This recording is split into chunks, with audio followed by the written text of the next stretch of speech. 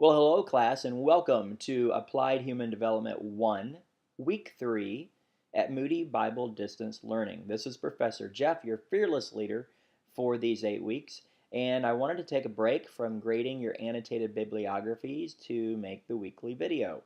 I'm absolutely, thoroughly enjoyed reading the annotated bibliography so far, the papers that you've done. Well written, well researched.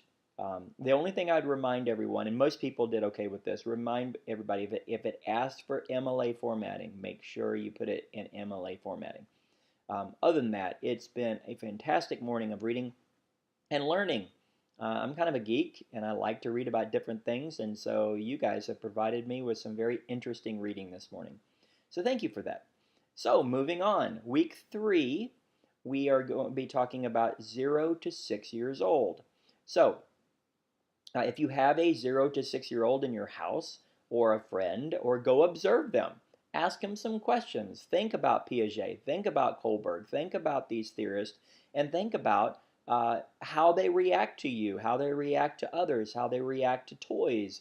Watch them. Now, I sub in the schools and I sub in the junior high because I'd rather have 100 junior hires in a room than have 10 0 to 6-year-olds. So we all have our gifts, right? And we all have our not gifts. So that's not one of my gifts. So 0 to 6 years old, you're going to be talking about 16, you're going to be answering 16 questions, 1 or 2 sentences each. That should be 2 pages maximum.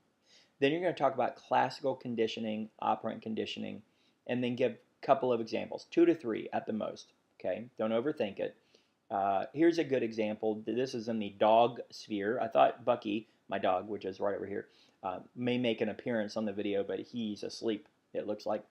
But if he gets out, if he escapes the house, right, what we did was we'd go over, we'd open the car door, and we'd say car ride, because he loves to go on car rides. So it now has gotten to where I can just walk toward the van and touch the car door, and he comes back. Sometimes. For those of you with dogs, you know what I'm talking about. Sometimes. So you'll be giving examples of classic and operant conditioning. Then you'll be doing a chart. Now she's already started the chart for you. You're going to be interacting with Murphy, Kohlberg, and Fowler. Now Murphy we read about in the week 1 in some of your additional readings, and then Kohlberg and Fowler are in this week. And what you need to do is just, it doesn't have to be terribly, terribly, terribly detailed, but you just really need to know the differences between those three, how they viewed development. So Elizabeth Smith has a really good lecture that you'll be listening to this week as well. And there is a broken link I wanted to tell you. Already a student has caught that. The Pavlov discovery of classical conditioning is a broken link.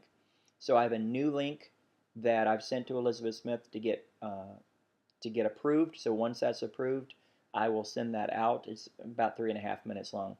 The videos this week are great. They're short, but they're really, really good, especially the Big Bang Theory, which I really love. Sheldon trying to classically condition Penny.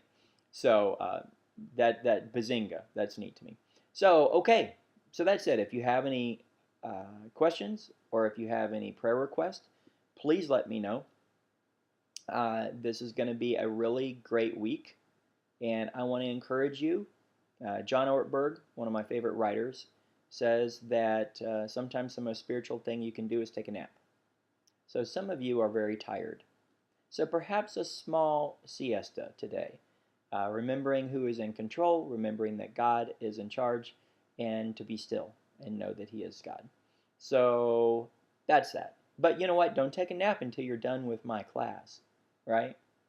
Onwards and upwards. Bye.